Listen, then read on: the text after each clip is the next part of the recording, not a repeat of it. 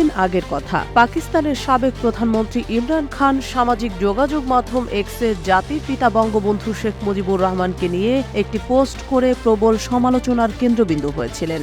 সেই সমালোচনার রেশ কাটতে না কাটতেই আবারও আলোচনার বিষয় হয়ে উঠলেন ইমরান খান। সম্প্রতি নতুন করে সরকার গঠন করার ইচ্ছা ব্যক্ত করে হয়ে উঠেছেন টক অফ দ্য টাউন। কোনো দাওয়াতহীন শাসকের সঙ্গে সংলাপ হবে না বলে সাফ জানিয়ে দিয়েছিলেন পাকিস্তানের একসময় ক্ষমতায় থাকা পাকিস্তান তেহরিক-ই-ইনসাফ পিটিআই এর এই প্রতিষ্ঠাতা। এবার এই সিদ্ধান্ত থেকে সরে আসছে পিটিআই। পাকিস্তানের কেন্দ্র ও পাঞ্জাব প্রদেশে বিরোধী দলের আসনে বসার ঘোষণাও দিয়ে বসেছিল ইমরান খানের দল পিটিআই। তবে এই ঘোষণার দুদিন পরই রীতিমতো ইউটার্ন নিয়ে সরকার গঠন করার কথা জানিয়েছে দলটি। জিও নিউজের এক প্রতিবেদনে এই তথ্য জানা যায়। গত মঙ্গলবার রাজনৈতিক অচল অবস্থার অবসান ঘটাতে এবার সংলাপের জন্য সরকারের কাছে সংলাপের আহ্বানের জন্য দলের শীর্ষস্থানীয় ব্যক্তিদের নির্দেশ দেন ইমরান খান।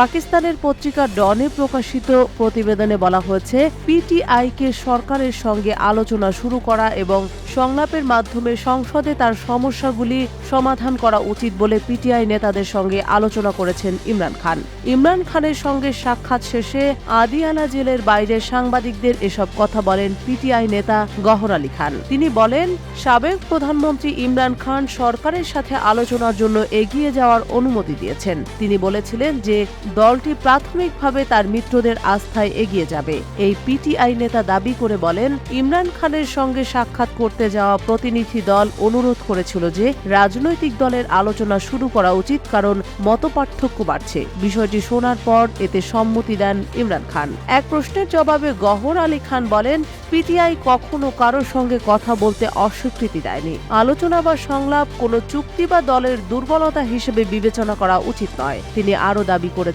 যে ইমরান খান রাজনৈতিক দলগুলোর সঙ্গে সংলাপ করতে ইচ্ছুক এবং দেশের স্বার্থে এবং তার সঙ্গে যা ঘটেছে তা ক্ষমা করতে প্রস্তুত। 2022 সালে সংসদীয় অনাস্থা ভোটে হেরে ক্ষমতাচ্যুত হন ইমরান খান। এরপর থেকেই রাষ্ট্রের বিরুদ্ধে সহিংসতা উস্কে দেওয়ার অভিযোগ সহ কয়েক ডজন মামলার অভিযোগ দায়ের করা হয়েছে তার নামে। এদিকে স্থানীয় সময় গত রবিবার ইসলামাবাদে এক সংবাদ সম্মেলনে পিটিআই মনোনীত প্রধানমন্ত্রী প্রার্থী ওমর আয়ুব খান জানান, কেন্দ্র ও প্রদেশে সরকার গঠন করবে পিটিআই। পিটিআই এর এই নেতা বলেন, দেশের জনগণ ইমরান খানকে চায়। জনগণের ম্যান্ডেট মেনে নিতে তিনি দেশটির অন্যান্য রাজনৈতিক দলগুলোর প্রতিও আহ্বান জানিয়েছেন। এ সময় গত কয়েক মাস ধরে দলের নেতাকর্মীদের উপর আইন শৃঙ্খলা বাহিনীর কঠোর ধরপাকড় ও দমন পীড়ন অভিযানের তীব্র সমালোচনা করেছেন পিটিআই মনোনীত এই প্রধানমন্ত্রী প্রার্থী। ওমর আয়ুব খান জানান, এখনো পুলিশ পিটিআই নেতাকর্মীদের তুলে নিয়ে চাপ দিচ্ছে। এটা কোনো তত্ত্বাবধায়ক সরকারের কাজ নয়। তারা নিজেদের সীমা অতিক্রম করছে। পিপিপি